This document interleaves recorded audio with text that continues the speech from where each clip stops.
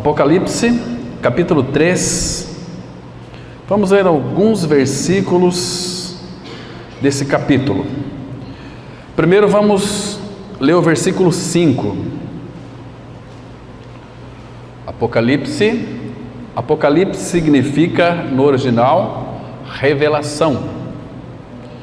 Revelação de Jesus Cristo. 3:5 diz assim a palavra: o vencedor será assim vestido de vestiduras brancas, e de modo nenhum apagarei o seu nome do livro da vida. Pelo contrário, confessarei o seu nome diante de meu Pai e diante dos seus anjos. Agora, os últimos 3 versículos deste mesmo capítulo, 19, 20 e 21.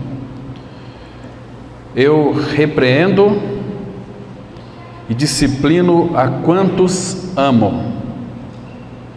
Sê, pois, zeloso e arrepende-te. Eis que estou à porta e bato. Se alguém ouvir a minha voz e abrir a porta, entrarei em sua casa e cearei com ele e ele comigo. Ao vencedor dar-lhe-ei sentar-se comigo no meu trono, assim como também eu venci e me sentei com meu Pai no seu trono. Quem tem ouvidos, ouça o que o Espírito diz às igrejas. Vamos orar, irmãos.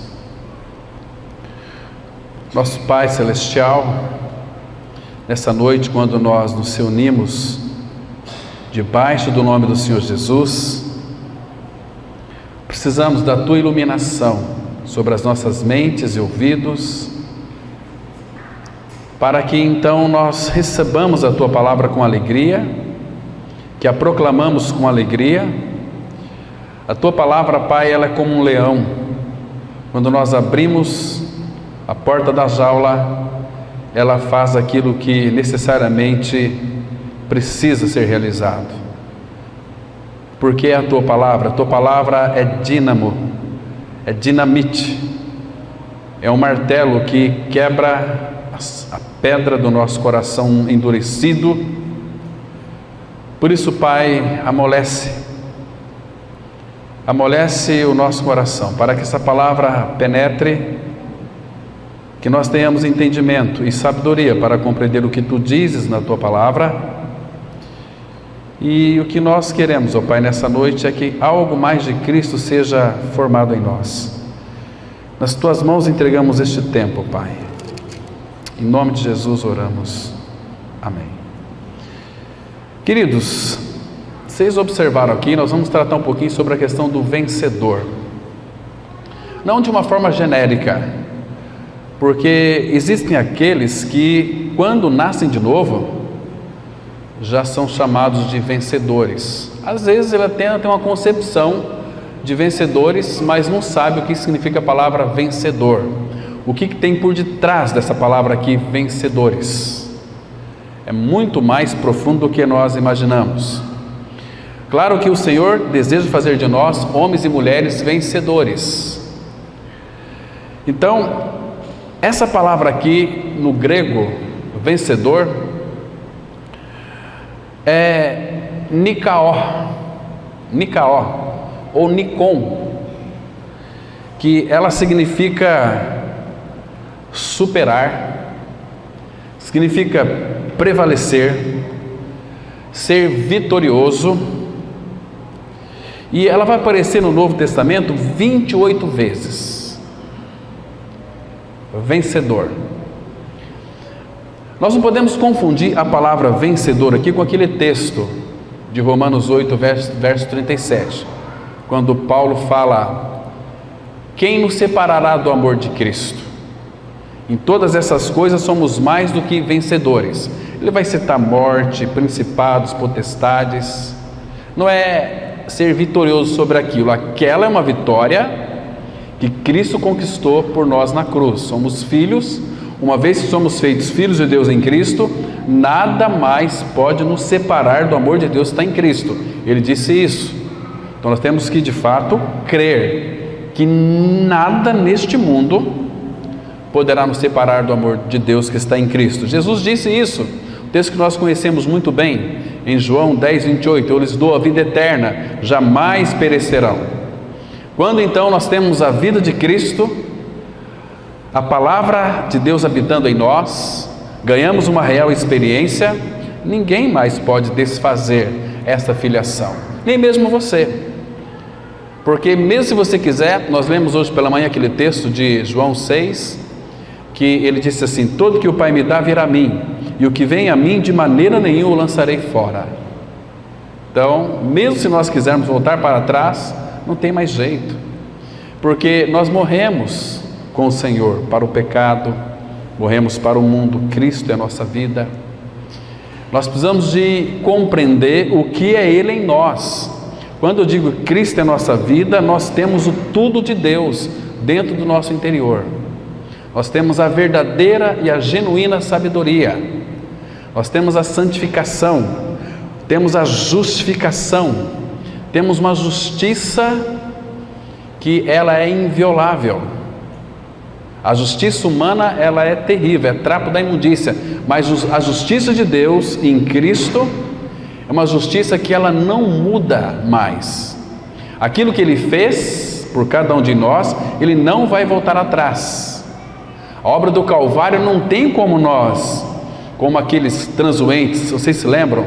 Quando Jesus estava crucificado, eles disseram assim: salvou os outros, salva-te a ti mesmo e desce da cruz, se és o Filho de Deus, então creremos nele. Graças ao Senhor que Ele não desceu da cruz. Ele poderia ter descido da cruz, bastaria Ele dar uma ordem para os anjos, que viria ali e libertasse Ele. Mas Ele veio com aquela intrépida resolução de ir para Jerusalém e morrer por cada um de nós. Então Ele morreu a tua morte. Que morte tua que Ele morreu? Aquela morte com que você nasceu. Ele vos deu vida, estando vós mortos em delitos e pecados. Porque assim como por um homem, Adão, entrou o pecado no mundo, pelo pecado a morte, se a morte passou a todos os homens, por isso é que todos pecaram. Então Ele veio para morrer a nossa morte, e Ele matou a nossa morte na morte dele na cruz do Calvário. Isso não é maravilhoso? Você está livre. Livre de quê? Do pecado, da morte, de Satanás. Você está livre de você mesmo. Está livre da religião. A religião muitas vezes é camisa de força. A religião é uma praga, uma erva daninha, tem que ser tirada do meio de nós. A religião coloca pesos e cargas sobre nós. A religião diz que você tem que fazer isso, fazer aquilo para ser uma pessoa boa. O Evangelho diz: já foi feito, creia e será salvo. Por isso há muitas religiões, mas há somente um Evangelho. Tem pessoas que elas se chegam tão pertinho do Evangelho, mas elas retrocedem, elas voltam para trás, porque elas pensam nos seus conceitos religiosos que precisam fazer alguma coisa para Deus, como aquele cântico: morri na cruz por ti, que tu fazes tu por mim? É como que se fosse uma moeda de troca. Eu morri por você na cruz, então o que você está fazendo por mim? Nada. Irmãos, nunca podemos nos esquecer que a salvação, ela é inteiramente pela graça. Pela graça sois salvos mediante a fé. Isso não vem de vós, é dom de Deus, é um presente de Deus. Ele colocou o seu dom em nós. E lá em Romanos 11, versículo 29, fala que os dons e a vocação de Deus são irrevogáveis. Se você pôde ter os seus olhos abertos para crer em Cristo crucificado, a sua salvação, ela é irrevogável, irreversível. Você é um filho de Deus.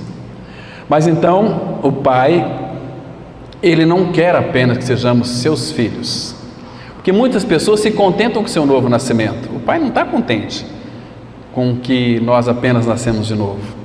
O Pai quer nos tornar Nicaó, vencedores.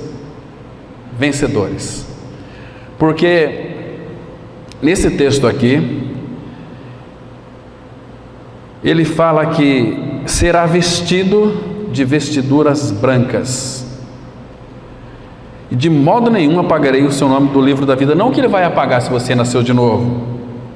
Pelo contrário, vai confessar. E somente os vencedores. A palavra vencedor, ela aponta para algo que está diante de nós. É uma corrida que está recheada de obstáculos. Nós vamos ver aqui hoje pelo menos 5 caminhos que aponta ou que o vencedor ou aquele que almeja uma vida vitoriosa com o Senhor devem trilhar. E aí eu vou dizer para vocês que é maravilhoso, mas por outro lado envolve muitas coisas.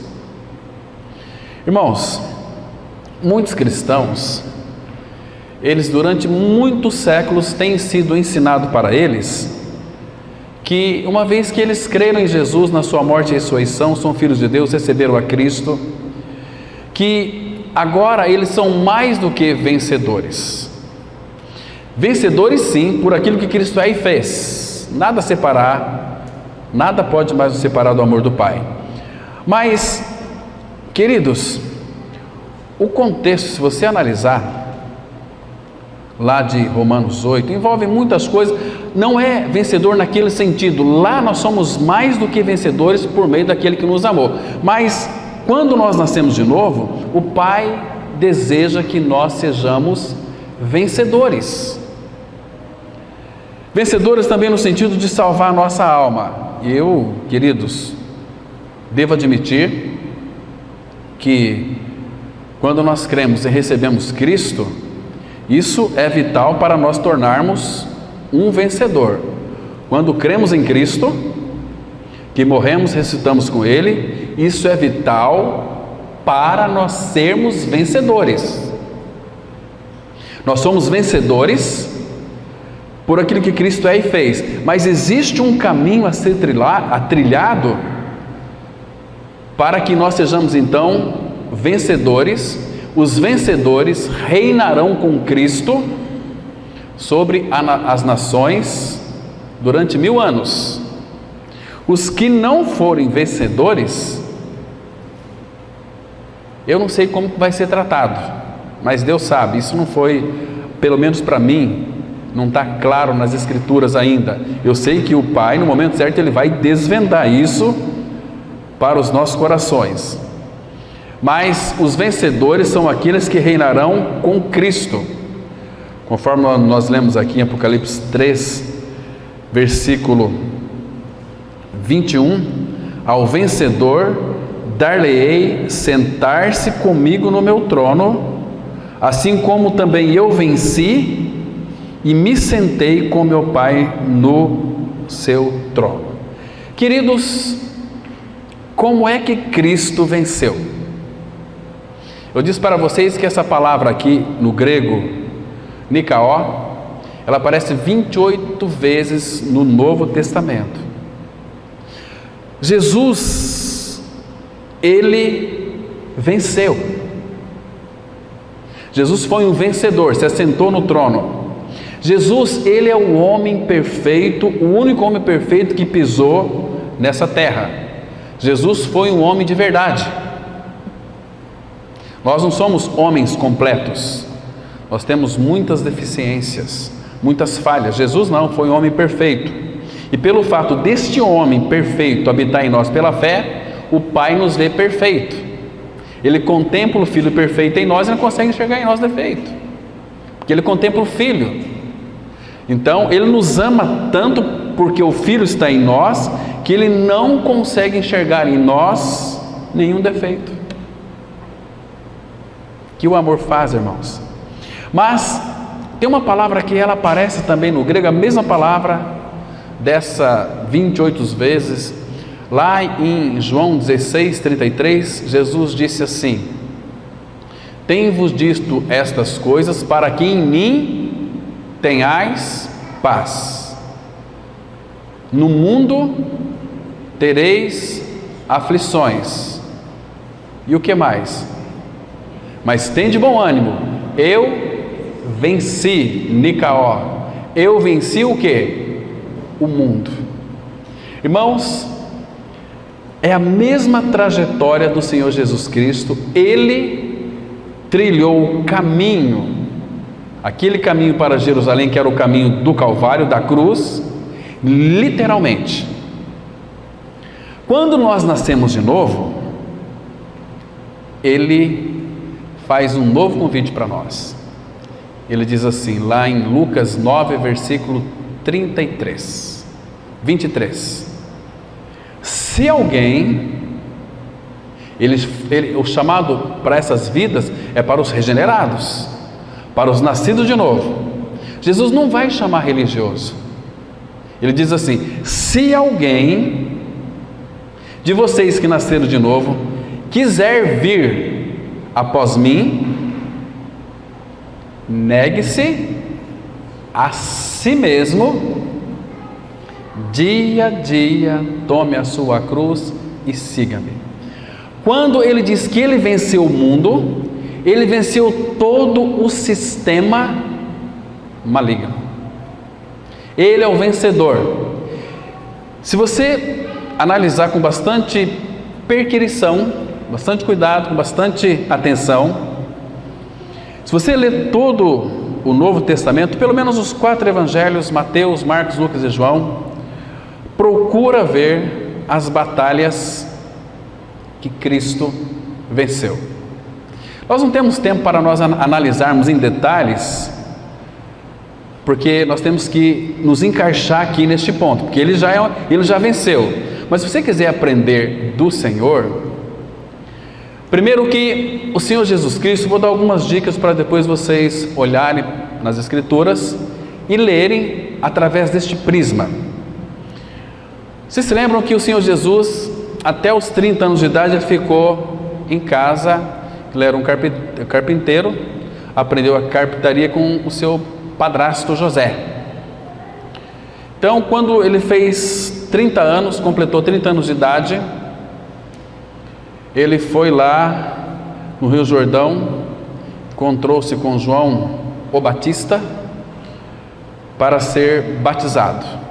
Quando Jesus desceu a água, subiu a água, a palavra fala que o céu se abriu, o Espírito do Senhor desceu sobre ele em forma corpórea, ali em formato de uma pomba. Então ouviu-se aquela voz do Pai: este é o meu Filho amado, nele eu me comprazo. A partir dali começou o ministério do Senhor Jesus na face da terra. Queridos, prestem atenção, que quando ele saiu da água, o Espírito Santo desceu sobre ele.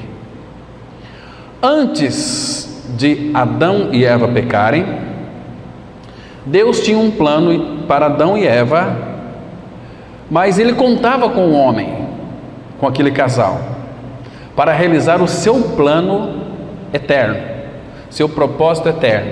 Mas o homem falhou porque desobedeceu ao Senhor, o pecado entrou no mundo. Mas o plano de Deus não foi frustrado, porque Deus queria em Adão um homem que o representasse. E Deus foi concedendo a Adão poderes, sabedoria, inteligência, para cultivar e guardar o jardim do Éden. E Adão de fato falhou, pecou, e nós estávamos em Adão. Esse era o plano do Pai. Percebe que esse plano foi frustrado porque toda a humanidade caiu em pecado? Mas Jó, capítulo 42, 1, fala que os planos dele não podem ser frustrados. Então o Pai não encontrou em Adão um homem que o respondia a ele, ou em outras palavras, que vivia uma vida de absoluta dependência do Pai. Ele não encontrou isso em Adão. Ele queria, mas queria que Adão fosse voluntariamente, comesse do fruto da árvore da vida e teria a vida de Deus e viveria uma vida de dependência do Pai. Então Adão falhou e não dependeu do Pai. Agora, na pessoa do segundo Adão de Cristo, o plano do Pai reacendeu, porque ele queria alguém, um homem, e este homem ele encontrou na pessoa do Senhor Jesus Cristo, o Verbo que se fez carne, que então vivesse uma vida de absoluta dependência do Pai. Tanto é que quando o Espírito se apossou do Senhor Jesus, ele viveu uma vida de absoluta dependência do Espírito Santo. Em Mateus capítulo 4, vocês se lembram que o Espírito, o que o Espírito fez com o Senhor Jesus ali? Abra lá, irmãos, Mateus capítulo 4. Observa que Jesus então viveu uma vida de absoluta dependência. Vamos ler aqui o versículo 1.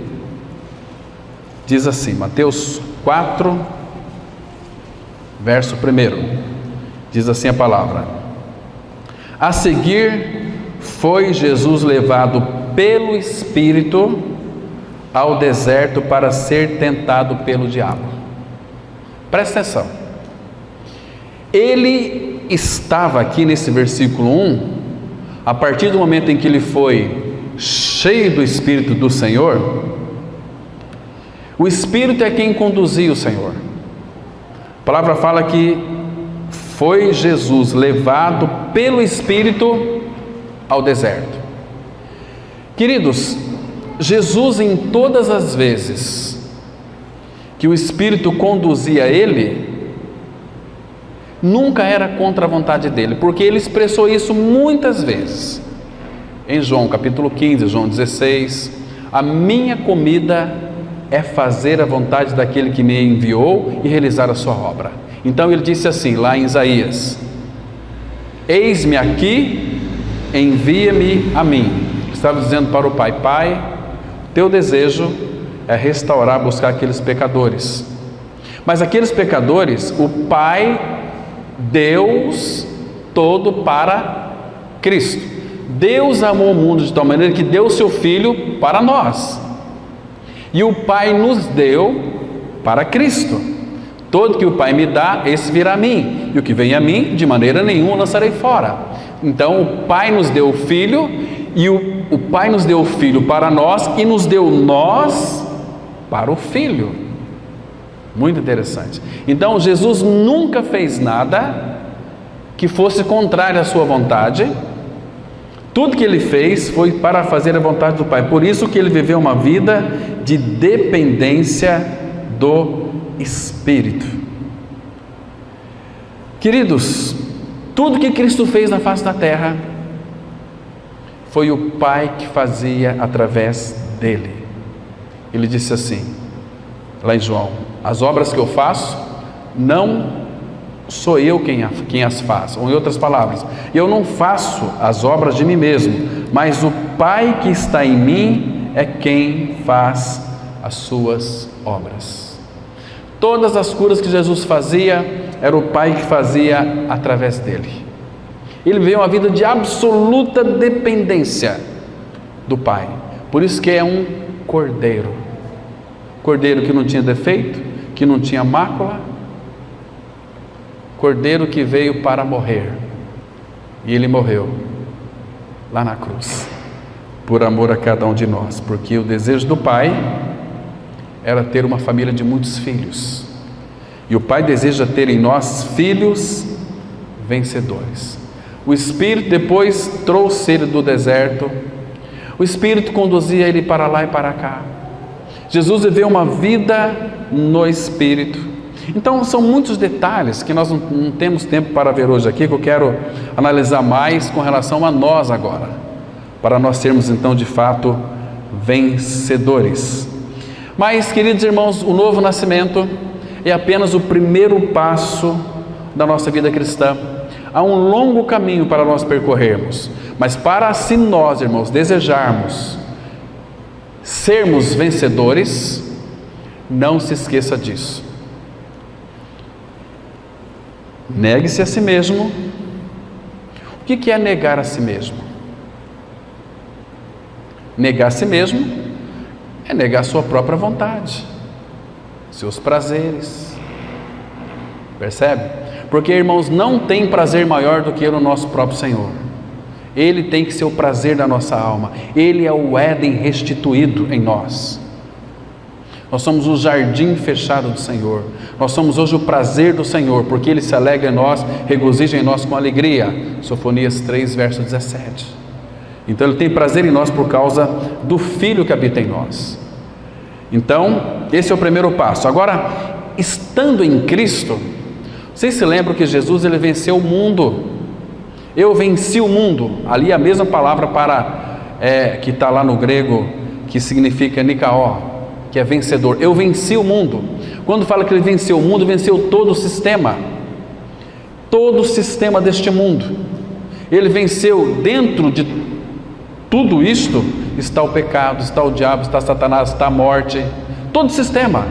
Ele restituiu tudo, comprou de volta para Deus o Pai. Que o diabo não é dono de nada, ele é posseiro, ele se apossou, porque quando o homem ele pecou, Adão, ele transferiu todo o domínio que foi dado para Adão transferiu para o diabo. Está aqui bem pertinho, se vocês prestarem atenção, aqui no versículo, quando fala aqui, em Mateus 4 mesmo, que fala levou lá no alto monte, aqui olha, levou, versículo 8, levou ainda o diabo a um monte muito alto, mostrou-lhe todos os reinos do mundo e a glória deles, ele disse, tudo isso te darei se prostrado me adorares.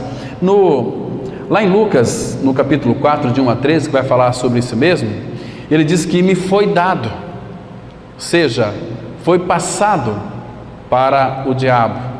Então Deus, por ser um Deus tão justo, Ele é dono de todas as coisas por direito de criação, mas Ele quis, para não ser injusto nem mesmo com o diabo, porque o salário do pecado é a morte. Irmãos, morte não tem nada a ver com o nosso Senhor. Morte é problema nosso, a alienação de Deus é problema nosso, mas Cristo quis assumir o nosso lugar lá no Calvário. Então, se você pode crer no Senhor, você é um homem ou mulher muito privilegiado, porque Ele olhou para você, Ele quis morrer por você, e Ele te amou, e o amor dEle o levou para a cruz, e Ele foi obediente até a morte, e morte de cruz. Então, irmãos, em Cristo nós estamos nele pela fé. Se Ele venceu o mundo, o que fará com que nós também venhamos a vencer o mundo? Ele não conquistou o mundo, Ele não venceu o mundo. Nós sabemos que Gálatas 6,14 diz assim, mas longe esteja de mim gloriar-me, senão na cruz de nosso Senhor Jesus Cristo, pela qual o mundo está crucificado para mim e eu para o mundo. Então nós estamos neste mundo ainda, mas pela fé nós estamos em Cristo, e a nossa vida está oculta com Ele em Cristo. Estamos assentados nos lugares celestiais em Cristo. Então como podemos vencer este mundo? Vamos dar uma olhada em 1 João capítulo 5, versículo 4 e 5. 1 João capítulo 5, versículo 4 e 5. Não é qualquer pessoa que vai vencer o mundo, é só para quem de fato é regenerado, nascido do alto, nascido de novo. 1 João 5, 4 e 5, a palavra diz assim, olha, porque todo o que é nascido de Deus vence o mundo. A mesma palavra, irmãos, nikaó, e a mesma palavra para vencedor, porque todo que é nascido de Deus vence o mundo, e esta é a vitória que vence o mundo, a nossa fé. Irmãos, o que é a fé? O que é fé? Às vezes as pessoas falam, mas eu tenho uma grande fé. Às vezes tem nada. Cristo, Ele é o autor e o consumador da nossa fé. Então Cristo é a nossa fé. A fé, como a palavra de Deus é viva e eficaz, quando nós cremos naquilo que está escrito, Hebreus 11:1 vai dizer para nós o seguinte, ora, a fé é o firme fundamento das coisas que se esperam e a convicção de fatos que não se veem. Fé é você crer na palavra de Deus. Então, essa vitória que vence o mundo da nossa fé. Agora, olha o 5.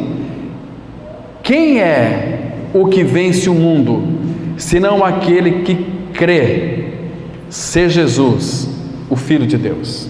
Ele é o vencedor, Ele está em nós. Então, à medida que Cristo vai crescendo em nós, como disse João, convém que Ele cresça e que eu diminua, nós vamos ser mais vencedores. Nós estamos nesse caminho de ser homens e mulheres que seremos vencedores para reinar com Cristo, né? Agora, o que é bem interessante, irmãos, é que em tudo aquilo que Jesus vence no mundo, Ele deseja que nós também sejamos vencedores. Porque agora, se você parar para pensar, você tem que lembrar de que o alvo da nossa fé, qual que é o alvo da nossa fé? É Cristo. Mas o alvo da nossa fé, o fim da nossa fé, 1 Pedro 1:9, é a salvação da nossa alma. Somente os vencedores salvarão sua alma, terão sua alma salva. Percebe? Nós vamos ver depois aqui pelo menos 5 pontos específicos, porque para os vencedores haverá recompensas, haverá os galardões que serão dados. Está me compreendendo? O irmão disse aqui, a igreja, ela não foi chamada apenas para se reunir dominicalmente aqui. Ela tem que, todos os dias, lá em Atos 5, verso 42, a palavra fala assim que todos os dias, no templo e de casa em casa, não cessavam de ensinar e de pregar Jesus, o Cristo. Falar de Cristo um para o outro durante a semana, aqui no templo e de casa em casa. Eu vou chamar as mulheres, chamam as amigas para tomar um café na sua casa, um chazinho da tarde. Então eu quero pregar Cristo para vocês hoje. Se eu não pregar Cristo, eu vou ficar doente. Os homens no trabalho, vamos pregar Cristo. Conheço uma pessoa que pode resolver o seu problema, Cristo. Ah, mas o que eu tenho que fazer? Não, deixa Ele fazer em você. Queridos, ser um vencedor pode levar uma vida inteirinha. Para você adentrar nos portais eternos, com a sua alma salva, o Espírito já foi regenerado. Você é um filho de Deus, mas Ele quer salvar agora a sua persona. A nossa personalidade, ela é muito hipócrita. A nossa personalidade é uma canalice só. Nós somos muito canalhas. Ou não é canalha? Sabe o que é um canalha? Um enganador, falsário, falsária, mentiroso, mentirosa. A nossa alma ela é doente. Você não tem pensamentos estranhos às vezes? Pensamentos libidinosos? É a alma. Você não pensa, eu quero ser muito rico, sabe? Ter uma esposa maravilhosa, um marido maravilhoso, uma casona muito linda. Sua alma está querendo fincar suas estacas aqui, onde a obra da cruz diz que Ele nos desarraigou deste mundo pela cruz. A nossa alma ela é enferma, a nossa alma ela é ansiosa. Às vezes temos perturbação. Às vezes a nossa alma faz com que, às vezes a gente conversa com pessoas, fica tão triste. O que aconteceu? Você está doente? Eu terminei, o meu noivo terminou comigo, e fica sofrendo aquela coisa toda, e pensa até em se suicidar, e muitos se suicidam. Uma alma enferma, uma alma doente, uma alma que precisa ser tratada. Então, para ser um vencedor, Ele quer fazer isso conosco, tratar a nossa alma, para que nós sejamos uma alma perfeita, teleios, madura. Lá em Mateus 5,48 diz assim: sede vós perfeitos, como é perfeito o vosso Pai. A palavra perfeito ali é teleios, que é maduro. Um homem maduro, uma mulher madura, ele sabe tomar suas decisões, porque sempre vai olhar para a palavra de Deus, sempre vai contemplar aquilo que Cristo aí fez, nunca vai olhar para si mesmo, percebe?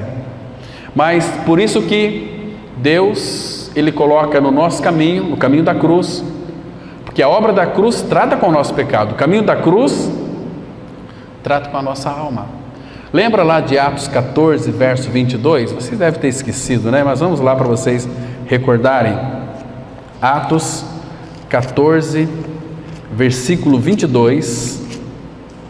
A palavra, ela traz uma revelação aqui fundamental para os nossos corações. Por favor, preste atenção. Diz assim a palavra, olha só. Atos dos Apóstolos 14, verso 22. Fortalecendo a alma dos discípulos.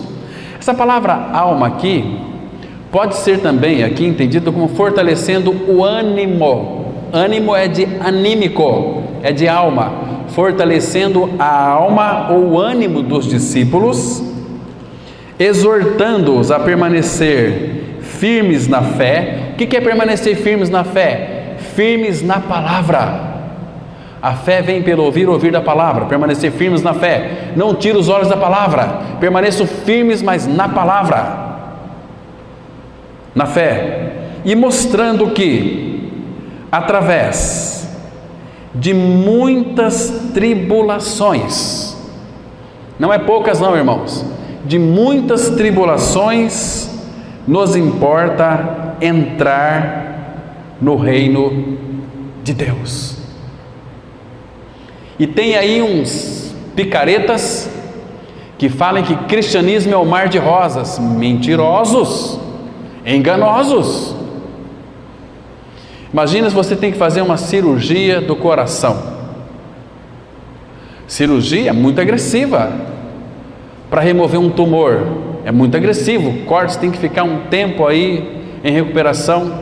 Talvez você até venha a falecer. Assim também é a vida cristã. Neste mundo, disse o nosso Senhor, vocês vão ter aflições em decorrência das tribulações. Mas as tribulações, o que é tribulação? É sofrimento, é dor, é angústia.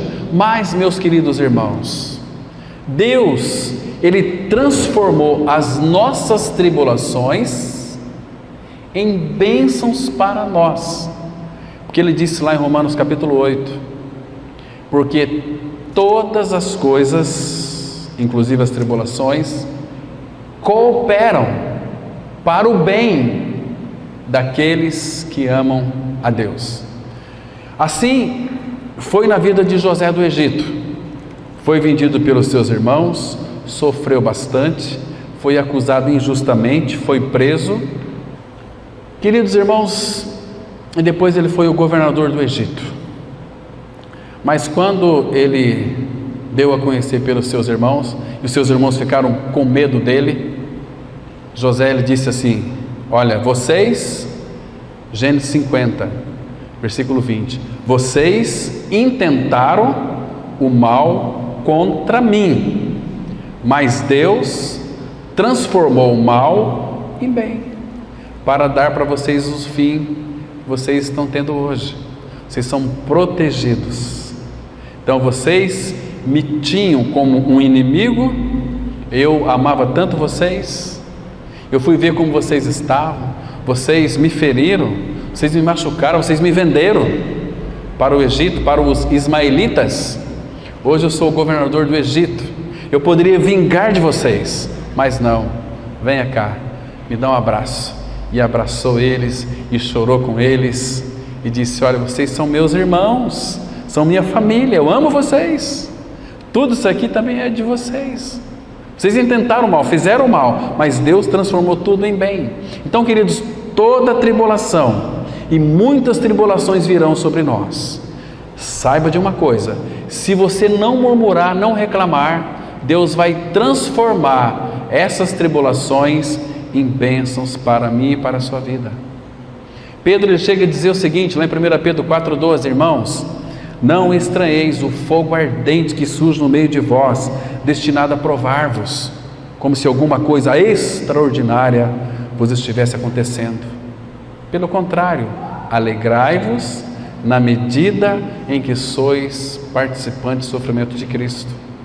E Tiago vai dizer o seguinte, 1:2, irmãos, tende por motivo de toda a alegria o passardes por várias provações, por várias tribulações. A gente fala assim, é gostoso falar, né? Mas e quando elas vêm? Quando elas nos acometem? Quando eu estou passando pela tribulação? A gente fica perplexo. Irmãos, quando nós nascemos de novo, quando você descobre que você tem uma realidade espiritual no seu interior, a vida de Cristo, esse tesouro, sabe o que vai acontecer? 2 Coríntios, capítulo 4. Aqui, irmãos, no versículo 7, olha que interessante. 7, a palavra, ela diz assim, olha, 2 Coríntios 4, verso 7. Temos, porém, este tesouro em vasos de barro. Esse tesouro é Cristo, vaso de barro é eu e você. Não vai pensar que você é de porcelana, não. Você é vaso de barro, eu também. Mas nesse vaso de barro ele colocou o tesouro. Para que a excelência do poder seja de Deus e não de nós. Oba, nascemos de novo. Temos um tesouro. Cristo é a nossa vida. Olha que maravilha. Mas agora, olha o versículo 8. É como que se ele nos matriculasse nós na escola da tribulação. Ele diz assim: em tudo somos atribulados. O que significa em tudo ser atribulado? Em tudo, a definição de tudo é tudo. Às vezes um filho lhe traz muita tribulação, às vezes a esposa, às vezes o marido, às vezes ali no seu trabalho, às vezes é uma perda, às vezes é uma perda financeira também. Perda envolve todas as coisas. Perdi um grande negócio, me angustiou. Em tudo somos atribulados, porém não angustiados. Perplexos. Essa palavra aqui, perplexo, o sentido original dela é sem saída. Eu não vejo uma saída. E eu oro, mas não vejo uma saída, estou perplexo. Porém não desanimados. Por quê? Irmãos, essas tribulações, essas perplexidades, Deus coloca diante de nós, às vezes não é para a gente orar. Tem que orar em tudo. Quando vem ansiedade, sim. Mas muitas vezes, irmãos, é para nós. Ele quer saber se nós estamos confiando na sua palavra mesmo. Por exemplo, quando às vezes eu fico perplexo com algumas coisas, eu não encontro saída. Aí eu me lembro, o Espírito Santo que está em nós, ele não nos deixa esquecer dele. Se dependesse de nós esqueceríamos, mas ele sempre vai lembrar. Uma palavra que ele tem trazido na minha mente é essa aqui: e eis que eu estou convosco todos os dias, até a consumação dos séculos. Nunca te deixarei, jamais te abandonarei. Hebreus 13:5. Ainda que eu ande pelo vale da sombra da morte, não temerei mal nenhum, porque tu estás comigo. O Senhor é meu pastor, nada me faltará. E eu estou numa situação sem saída, mas eu sei que a providência do Senhor para a minha vida, ela virá. Talvez ao passar por aquela porta, talvez amanhã, mas eu sei que virá, porque ele disse que não iria nos desamparar, nem nos abandonar. Estão compreendendo, irmãos? Mas a tribulação vai vir. Agora, quando a tribulação vir, você xingar, você murmurar: ai meu Deus, por que isso? Ai meu Deus, tanto sofrimento. Ai, eu te sirvo há tantos anos. Não, irmão. Passar pela prova, dando glória a Deus. E ele diz assim no versículo 9: perseguidos, porém não desamparados. Ele vai estar conosco sempre. Abatidos, porém não destruídos.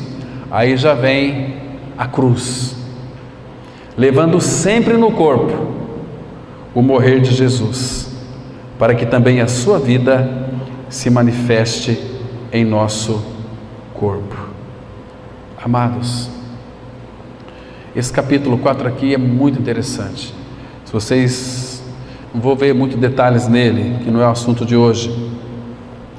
Então, irmãos, vamos ver aqui pelo menos 3 características ou 3 caminhos que o vencedor deve trilhar. O primeiro deles, não se esqueça, é a cruz. É a cruz.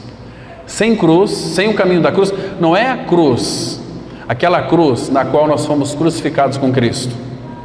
Não, é o caminho da cruz.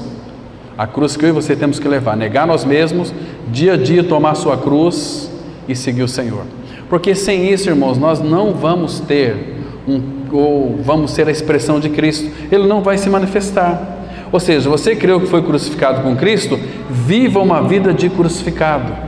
Não anule a cruz. Paulo fala em 1 Coríntios 1,17: não me enviou Cristo para batizar, mas para pregar o Evangelho, não em sabedoria de palavra, para que não se anule ou não se faça vã a cruz de Cristo. Certamente a palavra da cruz é loucura para os que perecem, mas para nós que somos salvos é o poder de Deus. Então há um poder na cruz que nos sustenta. Isso é maravilhoso, né? Aquele texto, abra em Colossenses 1, versículo 24. Isso aqui é o caminho da cruz, irmãos. Colossenses 1, versículo 24. Paulo, de uma forma tão linda, ele expressa isso para o nosso coração. Ele diz assim, olha só, esse aqui é o caminho da cruz. Agora me regozijo nos meus sofrimentos por vós e preencho o que resta das aflições de Cristo na minha carne a favor do seu corpo, que é a igreja. Você está dizendo para mim que a obra de Cristo na cruz não foi completa? Foi completa. Mas Paulo está aqui mostrando de uma forma tão especial que ele se regozijava nos sofrimentos dele por nós, porque ele estava preenchendo o que resta das aflições de Cristo na carne dele, que é a alma, a favor de seu corpo, que é a igreja. Ele vai dizer o seguinte: tudo faço por causa do Evangelho, por causa de Cristo. Tudo ele faz. Ele não tinha vida preciosa para ele mesmo.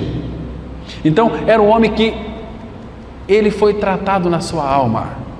O Senhor moldou Paulo, fez de Paulo um homem perfeito, teleus, um homem maduro. Agora, queridos irmãos, isso aqui parece um absurdo, parece uma loucura. Agora me regozijo nos meus sofrimentos. Regozijar nos seus sofrimentos?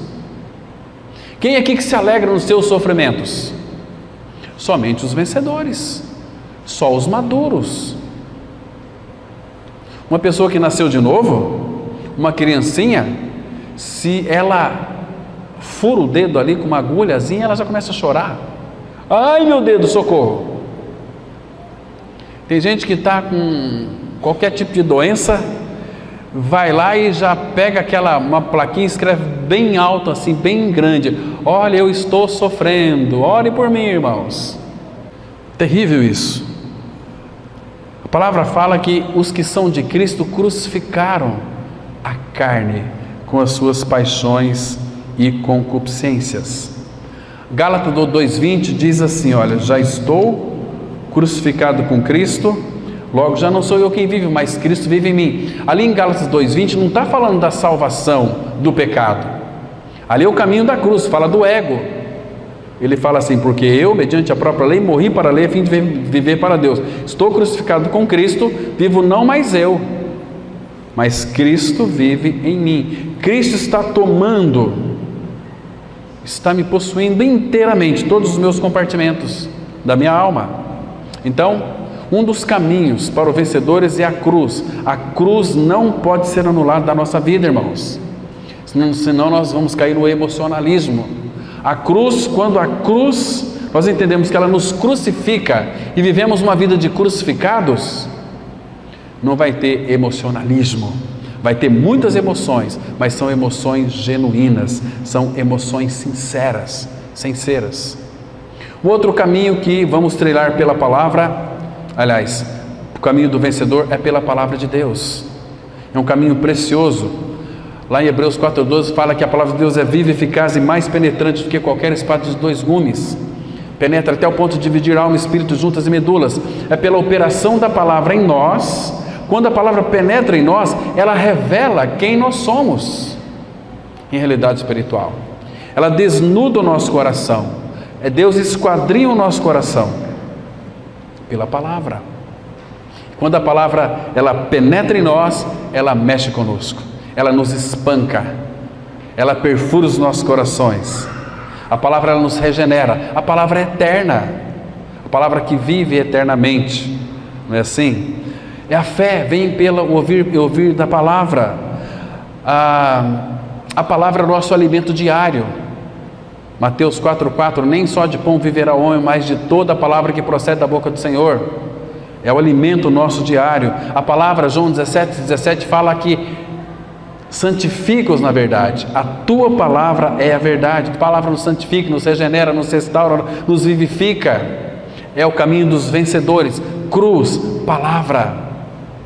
E outro detalhe que é muito importante, que nunca devemos esquecer, é que o caminho do vencedor é que o Pai, assim como o Senhor, viveu uma vida de dependência do Espírito, nós também, irmãos, temos que viver uma vida de absoluta dependência do Espírito dele. Lembra de Zacarias capítulo 4, versículo 6? Não por força, nem por violência, mas segundo o meu Espírito. Vocês receberão poder ao descer sobre vós o meu Espírito e ser-me-eis minhas testemunhas. O Espírito, irmãos, é aquele que nos habilita a pregar a palavra, a compreender a palavra, a orar ao Senhor. Ele nos ajuda em nossa fraqueza. Aquele Espírito de habitação. Em um só Espírito, todos nós somos batizados para dentro de um corpo. 1 Coríntios 12, versículo 13, para ser constituído como a vida da igreja, o corpo de Cristo. Isso o Espírito faz. Então não podemos esquecer disso. E uma outra circunstância, aliás, que de fato nos leva para o caminho do vencedor, são as próprias circunstâncias da vida que o Pai então providencia para que a gente então trilhe esse caminho. O caminho da dificuldade, o caminho da provação, das tribulações. Vamos passar por tudo isso, irmãos, e é algo maravilhoso. A palavra fala assim: porque sois filhos, enviou Deus ao vosso coração o Espírito do seu Filho que clama, Abba, Pai. Mas lá em Romanos 8, versículo 16, 17, fala que o Espírito de Deus testifica com o nosso Espírito que somos filhos de Deus. E lá em Romanos 8, 17, ele diz assim, olha que interessante, ora, se somos filhos, somos também herdeiros, herdeiros de Deus e co-herdeiros com Cristo. Se com Ele sofremos, também com Ele seremos glorificados. E o versículo 18 ele diz assim, olha que lindo: porque para mim tenho por certo que os sofrimentos do tempo presente não podem ser comparados com a glória a ser revelada em nós. Olha que lindo aqui, irmãos. Então, são esses três caminhos: o caminho da cruz, o caminho da palavra, o caminho do Espírito e o caminho das circunstâncias, é que irão fazer de nós homens e mulheres vencedores. Amém? Vamos ter uma palavra de oração. Pai justo, no nome de Teu amado Filho Jesus, graças te damos, Pai, porque mais uma vez podemos abrir a Tua palavra, meditar naquilo que o Senhor nos deu para nós, essa porção bendita nesta noite. Que essa noite seja uma noite memorável aos nossos corações.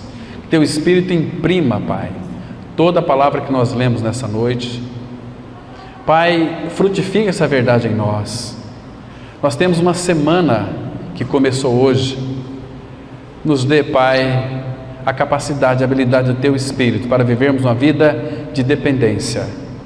Ó Pai, nos aviva, nos vivifica, nos desperta, para que então nós venhamos a almejar, desejar, a trilhar o caminho dos vencedores, para reinar com Cristo. Em nome do Senhor Jesus nós oramos. Amém.